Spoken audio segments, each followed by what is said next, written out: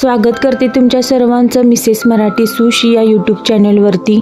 तर या व्हिडिओमध्ये आपण शांतिनिकेतन लोकविद्यापीठ सांगली इथे कलाग्राममध्ये स्पर्धकांनी काढलेल्या रांगोळ्या बघणार आहोत। तर आता मी सध्या आहे शांतिनिकेतनमध्ये आणि हा जो आहे जिमखाना, इथे स्पर्धकांनी रांगोळ्या काढलेल्या आहेत। तर चला पाहूया की रांगोळ्या कोणत्या कोणत्या प्रकारच्या काढलेल्या आहेत। तर हे ब्लॅक कलरचे बॉक्स केले, त्यामध्ये रांगोळ्या काढलेल्या आहेत। तर पहिली रांगोळी आहे सिंहाची आणि एकदम ओरिजिनल सिंह आणि पाणी दिसते, तुम्हाला दिसत असेल। ही पहिल्या नंबरची आहे। तिसरा नंबर भेटलेला आहे। दुसरी रांगोळी आहे सिंहाची आणि सिंहाच्या साईडला एक छोटस पिल्लू आहे, पक्षी आहे, त्याची रांगोळी आहे। त्यानंतर ही दुसरी रांगोळी आणि तिसरी रांगोळी आहे। पाहूया कोणती काढलेली। छान छान रांगोळ्या काढलेल्या आहेत, आपण पुढे पाहणार आहोत। तर इथे बिबट्याची रांगोळी काढलेली आणि बिबट्याने माकडाची शिकार केलेली आहे। त्यानंतरची रांगोळी माकडांची आहे, एकदम ओरिजिनल असे हे माकड दिसत आहेत, त्याची रांगोळी काढलेली आहे। तर हे पण ओरिजिनल माकड दिसत आहेत। त्यानंतरची रांगोळी कोणती काढलेली आहे,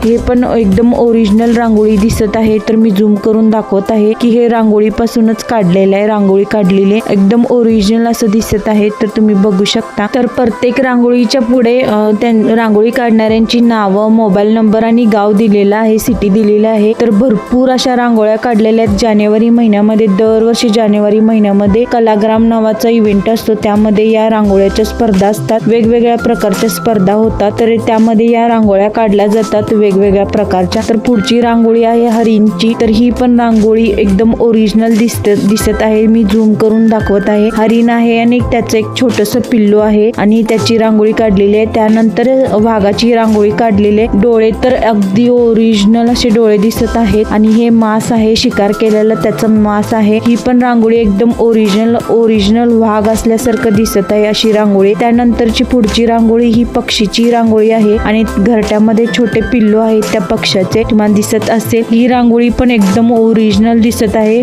वरून पाऊस पडत आहे आणि हा पक्षी त्याच्या पिल्लूंना वाचवत आहे, अशी ही रांगोळी आहे, तुम्हाला दिसत असेल। पाऊस पडत आहे तर त्याच्या पंखांनी घरट्यामध्ये असलेल्या पिल्लूंना तो झाकत आहे, पाऊस लागू नये म्हणून, अशी ही रांगोळी आहे। तर पुढची रांगोळी आहे वाघाची। तर वाघ हरिणचा शिकार करत आहे पाण्यामध्ये, अशी ही रांगोळी काढलेली आहे। तर ही पण रांगोळी ओरिजिनल दिसत आहे, दुरून मी दाखवते। तर दुरून पाहिल्यानंतर अगदी ओरिजिनल असल्यासारखी ही रांगोळी दिसत आहे। वाघ पण ओरिजिनल आणि हरिण पण ओरिजिनल दिसत आहे, पाणी पण ओरिजिनल दिसत आहे, अशा रांगोळ्या काढलेल्या आहेत। त्यानंतरची रांगोळी आहे सिंहाची। तर या रांगोळीमध्ये जे झाडामधून ऊन पडलेलं आहे ते पण ओरिजिनल दिसत आहे, बघू शकता तुम्ही। त्यानंतरची रांगोळी पाहूया, तर त्यामध्ये पण ही ओरिजिनल रांगोळी दिसत आहे, झाड पण ओरिजिनल दिसत आहे। त्यानंतरची रांगोळी पाहूया, तर सिंहाची आहे। तर या रांगोळीमध्ये सिंह आहे आणि त्याचं एक छोटस पिल्लू आहे सिंहाचं आणि दोघांच्या पण डोळ्यामध्ये पाणी आहे। लढण्याचं बळ उसनं घेता येत नाही, ते संस्कारात असावं लागतं, असं इथं दिलेलं आहे, लिहिलेलं आहे। पुढे समोर अजून सिंह आणि पिल्लू एक आहे सिंहाचं। तर पुढची रांगोळी आपण पाहूया, त्याआधी मी दाखवते की इतक्या रांगोळ्या अजून बाकी आहेत। पलीकडच्या साईडला पण अजून रांगोळ्या काढलेल्या आहेत। तर लोकांची हळूहळू गर्दी होत आहे रांगोळी पाहण्यासाठी। तर पाहूया पुढची रांगोळी कोणती आहे। तर 4था क्रमांक भेटलेला आहे, कल्याणी रवींद्र बागुल नाशिक, असं इथे असे प्रत्येक ठिकाणी रांगोळीच्या पुढे नावं दिलेले आहे आणि रांगोळींची नावं, नंबर वगैरे, सिटी, गाव वगैरे दिलेलं आहे। त्यानंतरची रांगोळी पण आहे बिबट्याची रांगोळी आहे। तर पाणी पितानाचा शॅडो पाण्यामध्ये पडलेला आहे। तर ही पण रांगोळी एकदम ओरिजिनल दिसते। तर शिकार केलेला हा बिबट्या आहे आणि त्याच्या तोंडाला रक्त लागलेला आहे। दरवर्षी जानेवारी महिन्यामध्ये कलाग्राम नावाचा इव्हेंट असतो आणि या कलाग्राम मध्ये स्पर्धकांनी काढलेल्या रांगोळ्या मी तुम्हाला या व्हिडिओमध्ये दाखवत आहे आणि जानेवारी 2026 मध्ये काढलेल्या या सगळ्या स्पर्धकांनी काढलेल्या रांगोळ्या आहेत। खूप लांबून दुरून स्पर्धेसाठी स्पर्धक या रांगोळी स्पर्धेसाठी येतात, कलाग्रामच्या स्पर्धेमध्ये भाग घेतात। तर एकदम ओरिजिनल असे वाटेल असे हत्तीचं रांगोळी काढलेली आहे, हत्ती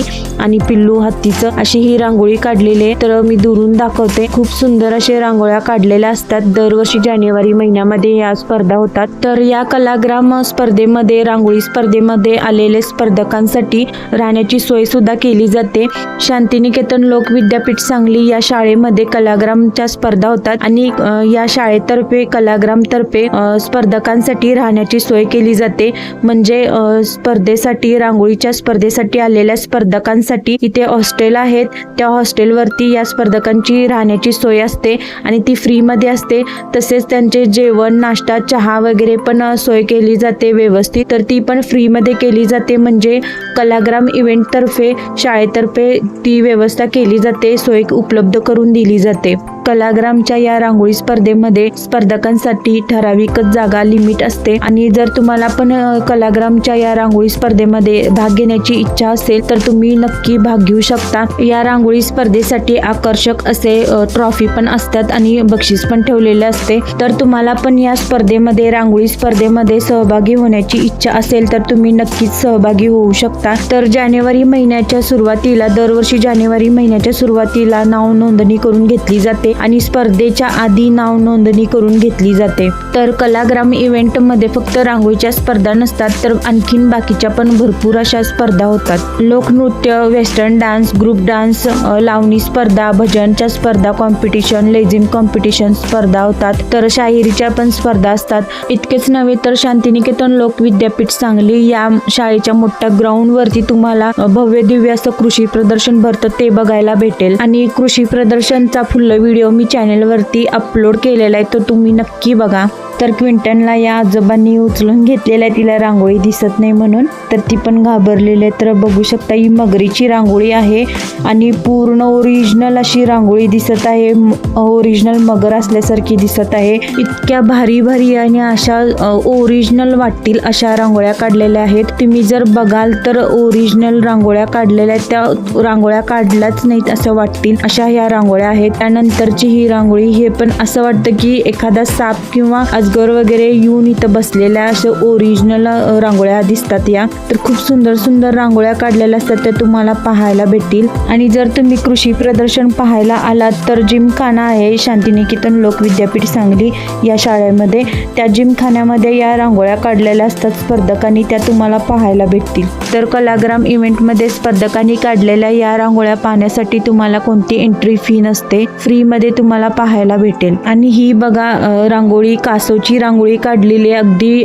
3D वाटते ही रांगोळी, इतकी भारी रांगोळी काढलेली आहे. पूर्ण रांगोळीचा यूज करूनच ही रांगोळी काढलेली आहे, पण बघायला गेलं तर पोस्टर किंवा एखादं 3D फोटो ठेवल्यासारखी ही रांगोळी आहे. त्यानंतर ही पक्षाची रांगोळी आहे. तर या लाईनमध्ये दोन्ही साईडला या रांगोळ्या काढलेल्या आहेत, त्या मी तुम्हाला या व्हिडिओमध्ये दाखवल्या आहे.